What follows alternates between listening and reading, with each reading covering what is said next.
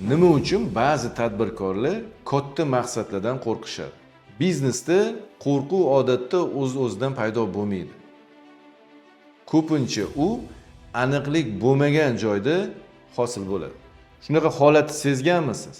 Maqsad faqat boshingizda turgan paytda juda katta va deyarli erishib bo'lmaydigandek tuyulaveradi.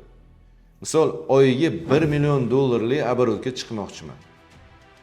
Chiroyli eshitiladi. Lekin miyangiz ertaga ertalab nima qilish kerakligini tushunmasdan turaveradi. Keyin esa raqamlarni ajratishni boshlaysiz. Bu rejaga chiqishim uchun nechta mijoz kerak? O'rtacha chek qanaqa bo'lishi kerak? Oyiga nechta sotuv qilishim kerak? Konversiya qancha bo'lishi kerak? Bu hajm uchun nechta menejer kerak bo'ladi? Shunda bir narsa aniq bo'lishni boshlaydi. Oldingizda endi $1 million emas, oldingizda hal qilinishi mumkin bo'lgan aniq vazifalar turibdi. Menimcha, muvaffaqiyatning katta qismi motivatsiya yoki iroda kuchida emas. Bu to'g'ri qurilgan tizimda. Maqsad raqamlarga ajratilganda bir nechta muhim narsa sodir bo'lishni boshlaydi. Avvalo, noaniqlik yo'qoladi. Endi taxmin qilmaysiz. Qayerga ketayotganingizni aniq ko'rishni boshlaysiz. Bir necha yildan keyin noaniq natijani emas, balki navbatdagi qadamni raqamda ko'rishni boshlaysiz. Keyin e'tibor paydo bo'ladi.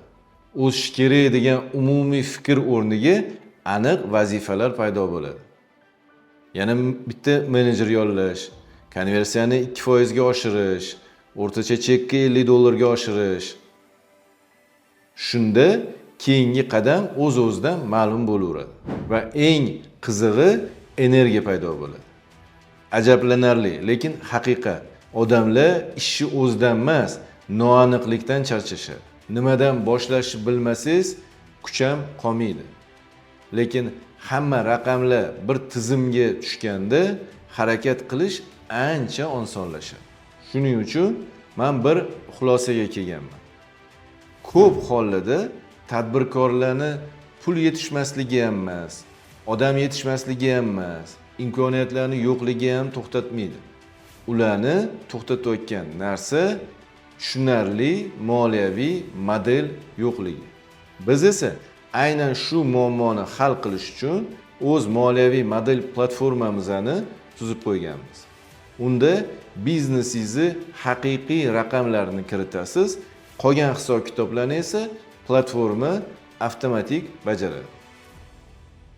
Yil davomida biznesingiz qanaqa rivojlanishini ko'rishni boshlaysiz. Qachon pul oqimi yetishmasligini oldindan hisoblaysiz. Foyda qanday o'zgarishini ko'rsatishni boshlaydi. Qaysi qaror biznesni tezroq o'sishga yordam berishini raqamlar orqali baholashni boshlaysiz. Ushbu Finmodel havolasini pastdagi tavsiflarda qoldirib ketaman. Eng muhimi, katta maqsadlar endi qo'rqinchli ko'rinmaydi. Chunki ular raqamlarga, rejaga va aniq qadamlarga ajralgan bo'ladi. Raqamlar tizimga yig'ilmaguncha maqsad haqiqatdan ham qo'rqinchli ko'rinaveradi. Lekin hammasini bosqichma-bosqich yig'ganingizdan keyin vazifa unchalik ham qiyin emasligini ko'rishni boshlaysiz. Va aynan o'sha yerda haqiqiy ish boshlanadi.